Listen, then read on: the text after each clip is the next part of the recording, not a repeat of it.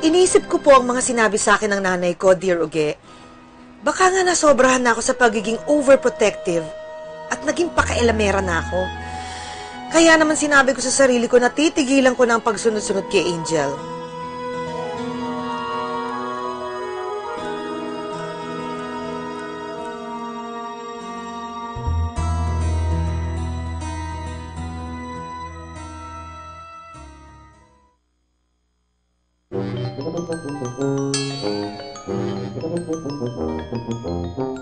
Inisip ko, hindi ko naman na sinusundan ng anak ko, so hindi na rin siguro matatawag na pakikialam kung babasahin ko ang diary niya.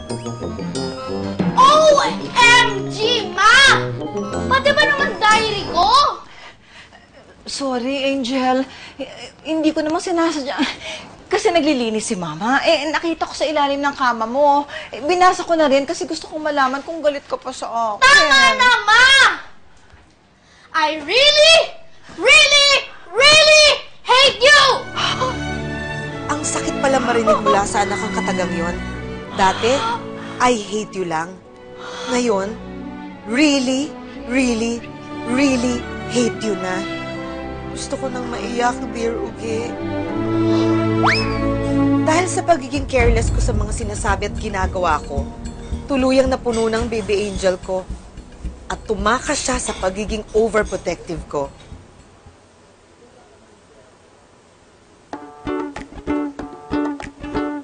Tsaka matatalo ka naman, eh!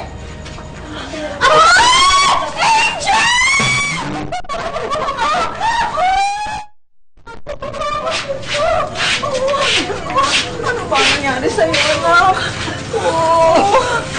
Okay ka? Salamat naman at okay ka. Okay ka ba, anak? Okay, Okay. Mrs. Emily, ako po ang mami ni Adam. Pasensya na po kayo kung hindi ko agad kayo tinawagan tungkol kay Angel. Kanina ko lang nalaman na naglayas po pala siya. Ang paalam ni Adam, gagawa lang po sila ng project. Sorry po, tita. Pinagtakpan ko po kasi si Angel eh. Ako po talaga may kasalanan. Hindi ko po kasi agad sinabi kay mami.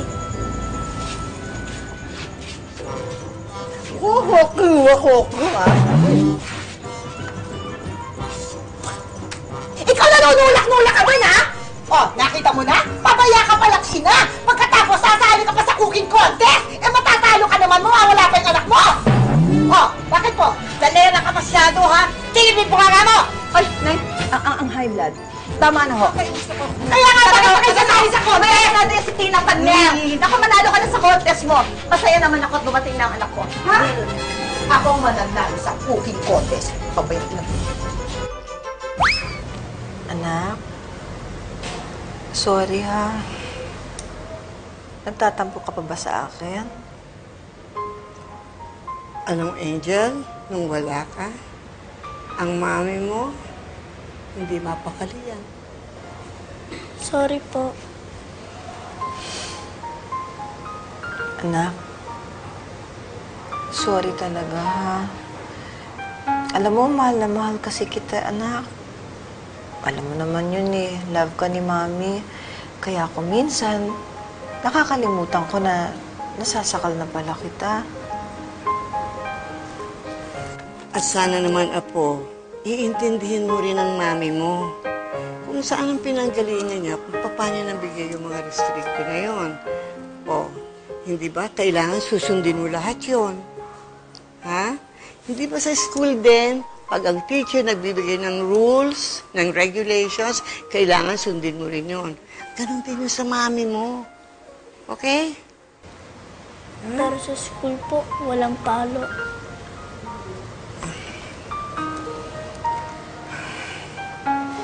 Anak, sorry talaga. Hayaan mo.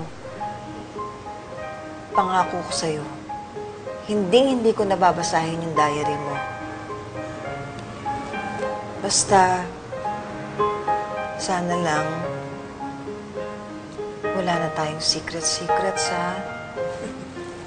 Magkikwentuhan tayo katulad ng ginagawa natin dati. Pag masaya ka, malungkot ka, sasabihin mo sa akin. Tapos makikinig ako sa'yo. Promise. Kinausap po ko ni Adam at ng mami niya. Narealize ko din po yung pagkakamali ko. Sorry, Mama. Sorry din po, Lola. Okay lang. At, anak, huwag ka na muna makikipagkita kay Adam, ha? Batang-bata ka pa. Wala mo ng boyfriend, ligaw-ligaw. Hindi pa pwede yun. Ha? Bakit, Ma? Ikaw po ba? Ilan taon po ba kayo nagka-boyfriend? Ibang topic ang pinag-uusapan natin, anak. Pag-usapan natin itong ating topic, ituloy natin, no? Wala mo ng crush, ha? Ipangako mo sa akin yun. Oh, bakit naman pati crush? Eh, ikaw nga nung panahon na yun, dami mo ng crush, hindi ba? O, hindi ba crush mo si Nay. Okay na ho ang pag-uusap natin. Tama na, huwag niyo nang ibalik ang nakaraan. Okay. Tapos na yung change topic. Ay, paano po pala yung cookie contest niyo? Kamusta po? Naku, bayaan mo na yung kay Tina Paner. Naku, yung Tina pa na yan. Bahala na siyang manalo. Ako, para sa akin, winner na ako dahil ikaw, bumalik ka na sa amin dito sa bahay. Kasama ko ng baby ko. Oh, winner ako! Winner kami ni Lola. Di ba? Yakap mo na. Love naman ng mami talaga, no?